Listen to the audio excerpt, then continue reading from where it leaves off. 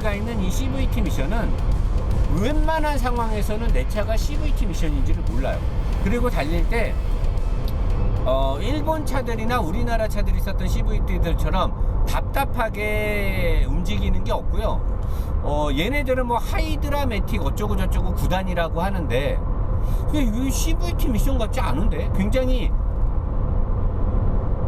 CVT구나. 단수별로 탁탁탁 움직이는 건 없고 그냥 쑥 하고 엔진이 이게 RPM이 올라가는 거니까 영락없이 움직임은 CVT가 많네요. 그죠? 내가 라이브에서 3천만원짜리 차가 3기통에 CVT에 토션빔이라니 이게 말이 됩니까? 라고 엄청 깠거든요. 죄송합니다.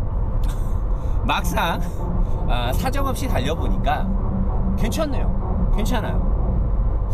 많이 안 달려보고 제가 시내에서 막 깨작깨작 타보고 그 느낌 갖고 라이브에서 좀 깠는데 근데 사실 명암만 갖고 봤을 때는 3천만원짜리 차가 CVT 미션의 토션빔에 3기통 그러면 사실 쪽팔린 거 맞잖아.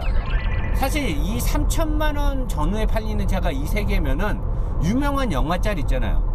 이거 너무한 거 아니냐고 이건 너무한 거 아니냐고 시발. 왠지 3천만원대의 차가 이런 구성품을 갖고 있냐면 너무한 거 아니냐고 이렇게 되는데 근데 막상 달려보니까 괜찮네요. 지금 뭐 달릴 때 바람 소리 더럽게 많이 들어옵니다. 지금 시끄러워서 제가 목이 아플 정도예요. 리뷰에서 이렇게 많이 떠드는 게 목이 아플 정도로 지금 많이 떠들고 있는데 방음에 관련된 그 방청에 관련된 소재들이 거의 없고요. 앞부분에 살짝 엔진 쪽 소음이 올라오는 거 막는 거에는 아무것도 없고 하부는 완전 누드 상태고요. 그냥 올루드 상태입니다. 그리고 지금 발 쪽이 지금 이제 후끈후끈하게 벌써 올라오네요. 여름철에 이거 달리다가 쓰면 발이 많이 후끈후끈할 거예요. 단열 소재가 꽤 깔끔하게 안 돼 있습니다. 뭐 차값을 생각하면 그럴 수 있다라고 하는데 저는 그러면 안 된다고 생각해요. 3천만원 전후에 많은 차들이 팔리고 있기 때문에 단열 소재도 좀 추가가 돼야 될 것 같은데 그런 거 빼고는 뭐 에어로다이나믹에 관련된 것들은 잘 돼 있는 것 같고요. 아까도 제가 얘기했듯이 120, 130, 자 140 달릴 때 엔진에 대한 회전 질감 뒤지고요.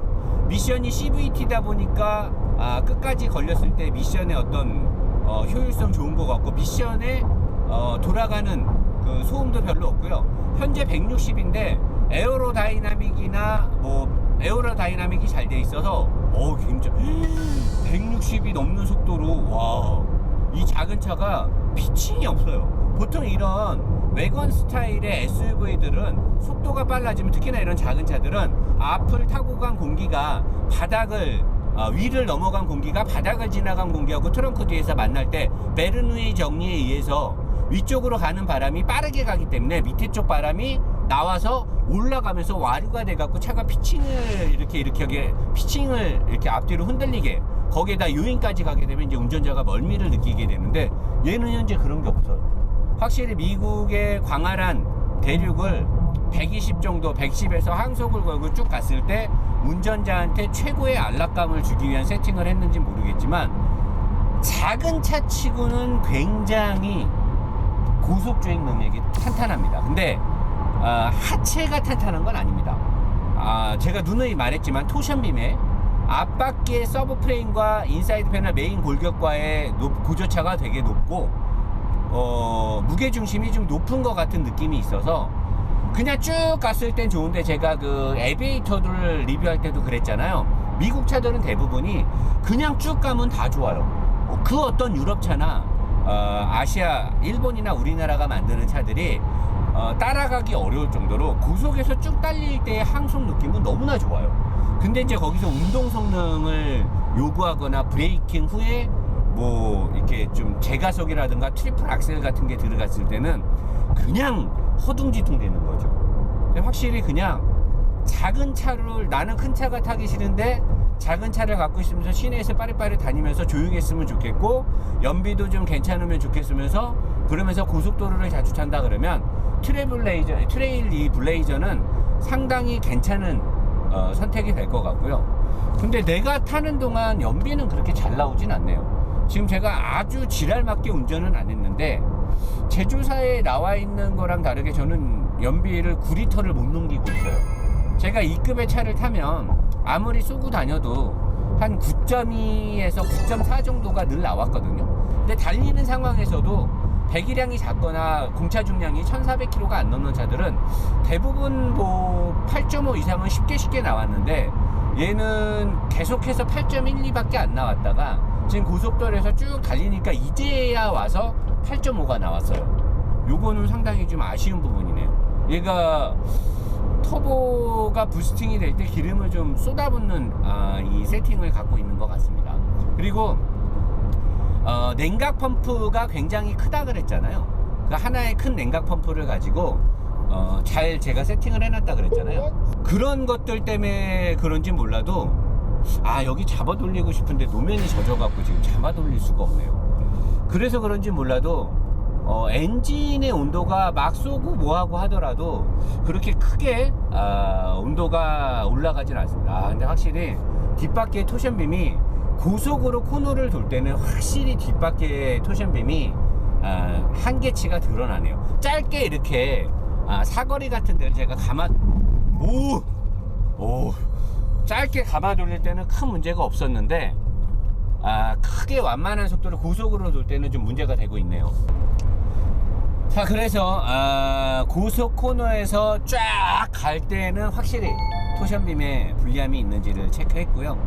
자, 이제부터는 좀 달려야죠. 달리면서 과연 이 차가 세팅이 잘 돼 있는지를 볼 건데, 현재 오늘 날짜는 7월 29일입니다. 이 영상은 한 2, 3주 뒤에 나갈 텐데, 오늘 날짜를 보시면 알겠지만 장마의 한 중심에 있는 날짜라서 노면이 다 젖어 있어가지고 제가 원하는 만큼은 아마 못 달릴 거예요. 100% 못 달릴 건데, 그래도 대충 비슷하게 느낌만으로. 하지만 이 쉐보레 트레일 블레이저의 성능을 100% 끌어내는 그런 리뷰는 못하는 게 좀 안타깝네요. 그런 부분은 여러분들이 좀 이해를 해주시고요. 이런 날 달리면 죽어요. 날아갑니다. 그러니까 최대한 안전을 생각해서 잡아 돌리도록 하겠습니다. 근데 좀 무섭네요. 아까 이게 속도가 많이 빨라지거나 굉장히 급한 상황이 됐을 때는 좀 위험한 상황이 좀 있는 것 같더라고요. 여기서도 그렇게 높은 속도는 아니지만 약간 언덕이 껴 있으니까 확실히 브레이크는 확실히 안 좋습니다. 확실히 안 좋아요. 이게 앞바퀴가 굉장히 세게 브레이크를 잡는 느낌이 나고요. 그리고 이제 배기량이 좀 낮다 보니까 이렇게 쾅쾅 칠 때는 뒷바퀴의 토션빔이 영락없이 토션빔임을 드러내고 있고, 이게 급격하게 노면이 범프나 노면의 어떤 굴곡이 좀 심한 데를 갈 때는 앞바퀴는 그래도 어느 정도 버틸라고 하는데 뒷바퀴의 토션빔은 영락없이 버티지를 못하고 있습니다. 자, 그리고 이 3기통이다 보니까 터보가 하더라도 제가 속을 할 때 아반떼 힘알이 없는 엔진들보다는 훨씬 좋은 것 같은데, 근데 이 드라이브 샤프트가 한쪽이 긴 게 좀 달릴 때는 좀 많이 느껴지네요. 그리고 코너를 돌 때 느낌도 드라이브 샤프트의 길이가 다른 게 여기서는 좀 정확히 느껴지는 것 같아요. 그게 좀 부하가 걸리는 상태로 주행을 할 때는 CVT 미션이 부들부들 이게 정확하게 뭘 못하고, 얘가 CVT 미션이 벨트가 왔다 갔다 하면서 뭔가 이 출력에 대한 거를 잡으려고 하는 게 영락없이 느껴져요. 이 CVT 미션들은 그냥 달릴 때는 모르는데 이렇게 이 변화폭이 큰 출력과 브레이킹과 가속과 운전자가 어떤 격하게 운전을 할 때는 항상 CVT 미션은 나는 아니야 라고 얘기를 하는데, 얘는 고속도로나 일반 시내도로에서는 아무런 그런 게 없었는데 이렇게 언덕에서 부하가 걸리면서 달릴 때는 확실히 CVT 미션에 안 좋은 점이 드러나고 있습니다. 그리고 뒷바퀴가 확실히 불안불안해요. 지금 노면이 젖어갖고 제가 타이어의 어떤 접시의 한계까지 끼 밀리면서 달려야 전반적인 차의 어떤 세팅 값이라든가 서스펜션의 능력치라든가 댐퍼의 프레싱과 리바운딩에서 정확하게 노면 홀딩을 잘하는지 등을 내가 체크하는데, 지금은 그게 안 되니까 할 수가 없고요. 근데 확실한 건 달릴 때 가속과 제가속과 브레이킹이 반복되는 구간에서는 CVT 미션은 아니라는 거고, 이 코너를 지금 돌 때도 여러분 화면에서 대충 보이시잖아요. 차가 옆으로 쫙 기울어지질 않아요. 이럴 때 이 칼럼식 스티어링도 약간 좀 이질감이 있게 느껴지고, 차가 수평으로, 이게 되게 높은 차인데도 불구하고 수평으로 가려고 하고, 지금도 약간 코너가 있으면서 내리막길에서 브레이크를 밟으면 뒷바퀴가 제 역할 수행을 못해요. 뒷바퀴의 캐퍼시티가 거의 없다라고 보이는 거죠.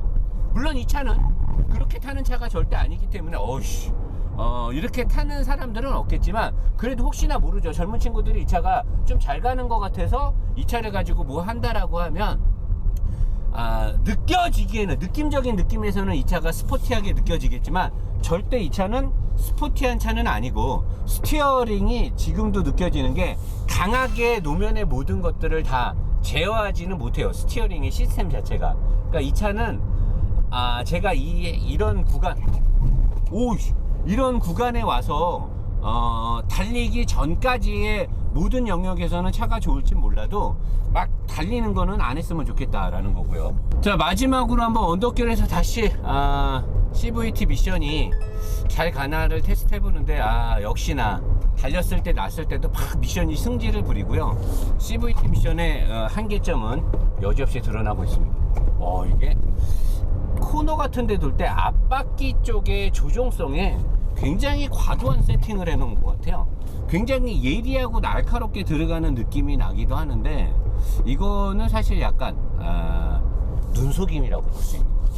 그러니까 이 차는 전형적인 미국에 맞는 세팅의 베이스가 한 80% 정도 돼 있는 거고, 한 20-30% 정도는 우리나라 사람들이나 유럽 사람들이 이렇게 탔을 때 좀 뭔가 이렇게 스포티하고 탄탄한 주행 성능을 주는 것처럼 느껴지게끔 해놓은 것 같은데, 실질적으로 그 능력치는 그렇게 높지 않습니다. 되게 낮으니까 그런 것들을 감안하고 타면 우리나라 사람들이 사실 이 차를 가지고 막 그렇게 탈 사람 없죠? 저한테는 없을 것 같으니까, 저는 현대 기아 자동차에서 나오는 차들에 대해서 신뢰를 안 하고 싶어 하는 사람들 많잖아요. 나는 현대차 안 산다. 그리고 뭐 죽을 때까지 현대차는 내 생에 없다. 이런 분들이 근데 이 급의 차를 살 만한 차가 없다 라고 했을 때 좋은 대안이 될 것 같습니다. 근데 여기가 이 차가 엔진은 사실 이해가 되는데, 미션이 CVT는 사실 아직도 더 저기 해야 되는데, 근데 사실 일반적인 주행에서는 CVT를 모르니까 참 애매하네요. 이 CVT가 이제 숙성이 잘 됐으니까 좋다라고 말하기에도 그렇고, 참 애매하네요. 애매한 이 상황에서 총평으로 넘어가도록 하겠습니다. 풀악셀 하겠습니다. 안녕하십니까.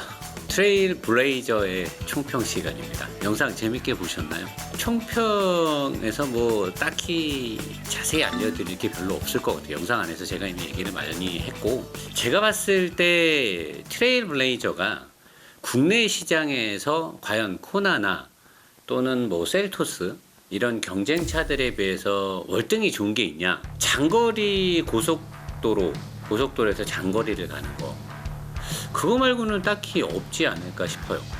제가 뭐 엔진이 괜찮고 미션이 CVT인데도 부드럽고 어쩌고 다 그거는 그런 상황에서 운전을 할 때잖아요.